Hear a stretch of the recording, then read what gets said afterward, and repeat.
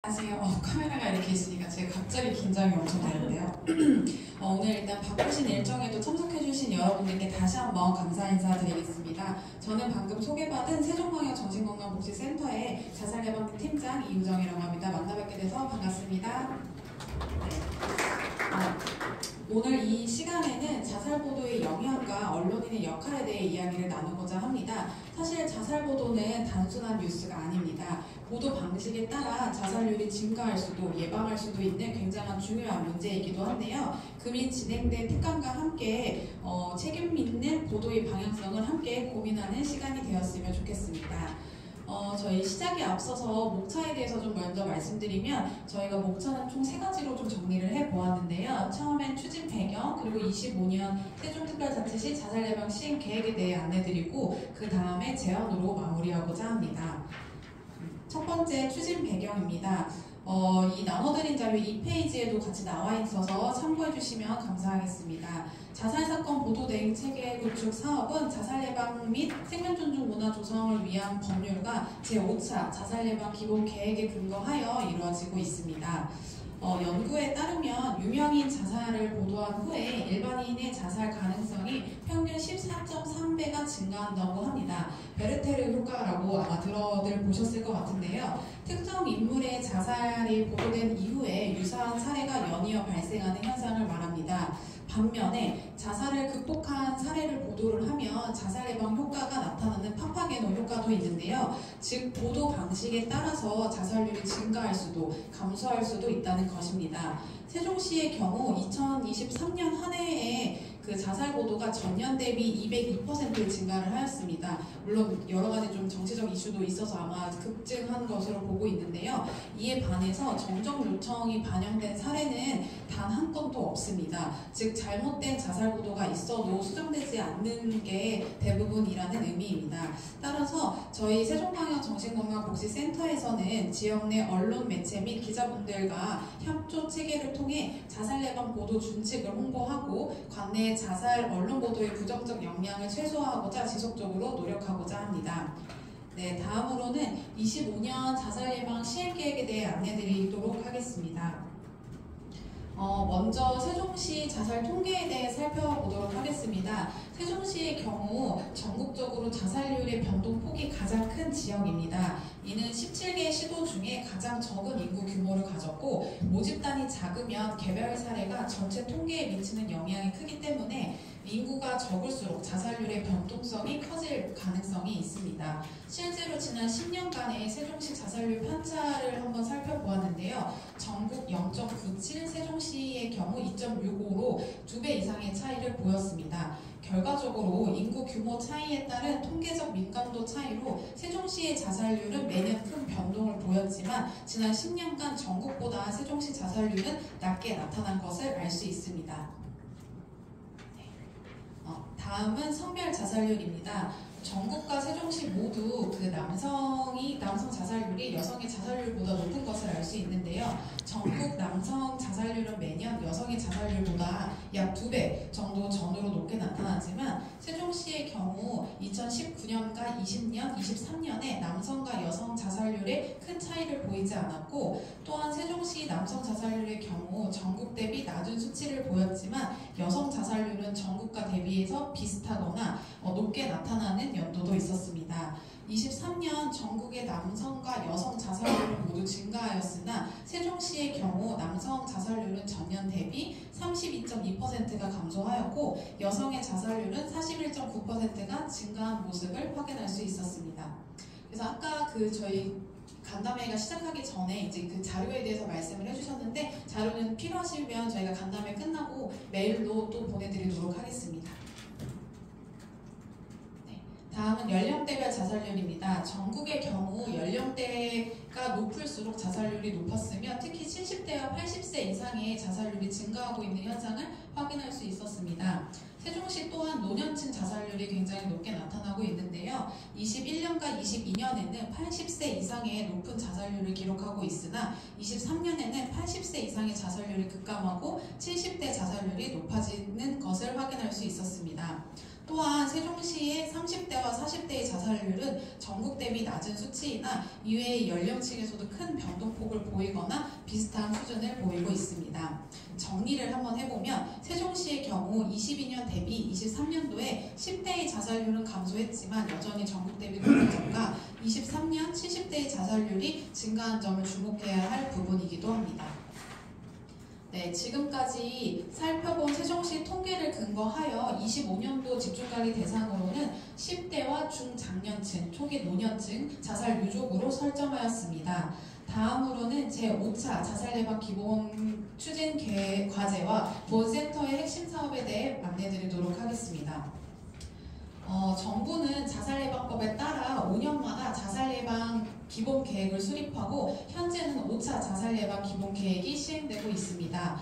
5차 자살예방 기본 계획은 5대 추진 과제와 15대 핵심 과제로 설정하였으며 본 근거에 따라 세종시 또한 세종시 자살예방 시행계획을 수립하였습니다. 이 시행계획은 광역센터 자살예방 사업을 필두로 기초정신건강복지센터 등 세종시에서 추진되고 있는 자살예방 사업의 집합체라고 생각을 해주시면 감사할 것 같습니다. 이 관련된 그 계획은 나눠드린 자료 페이지 4페이지를 참고해 주시면 되고 세부사항은 뒤에서 함께 설명드리도록 하겠습니다.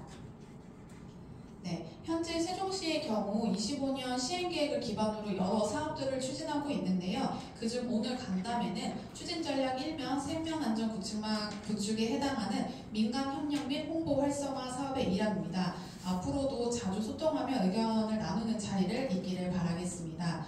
네, 세부 사업은 앞서 언급드린 집중관리 대상으로 추진하는 사업 위주로 설명드리도록 하겠습니다. 첫 번째는 생명존중 안심마을 사업입니다. 이 사업은 전 연령대를 대상으로 하는 사업 중에 특히 아까 앞서 말했던 중장년층과 노년층을 타겟으로 올해는 사업을 구성을 하고 있습니다. 이 사업은 지역 내 다양한 자원을 활용하여 효과성이 검증된 자살 예방 사업을 읍면동 단위로 수행하기 위해 자살 고위험군을 발굴, 개입, 연계 및 맞춤형 서비스 제공 등을 추진하는 마을을 이야기합니다. 이 사업의 핵심은 지역 내에 보건, 의료, 교육, 복지, 지역사회, 공공기관 등 총 5개의 영역과 참여기관이 주체적으로 자살 예방 활동에 참여하도록 유도하는 것입니다. 24년도부터 저희가 이 사업을 진행을 했고 24년도에는 조치원읍 1개의 읍으로 시작을 해서 25년도에는 연서면, 도담동, 종촌동, 나성동을 확대하여 총 5개 마을을 운영할 계획이 있습니다. 향후 27년까지 모든 읍면동에 생명존중 안심마을 조성을 할 계획이며 참여 읍면동 같은 경우에는 저희가 모집 공고를 낸 후에 인구 규모라든지 자살률 변화 추이, 참여기관의 협조 등 다양한 요인을 고려하여 순차적으로 지정하고 있습니다. 광역센터에서는 이 생명존중 안심마을 조성을 위해서 자살 데이터 자료를 분석을 지원을 하고 영역별 기관 협력체계 조성 및 운영기관 모니터링과 컨설팅을 지원하고 있습니다.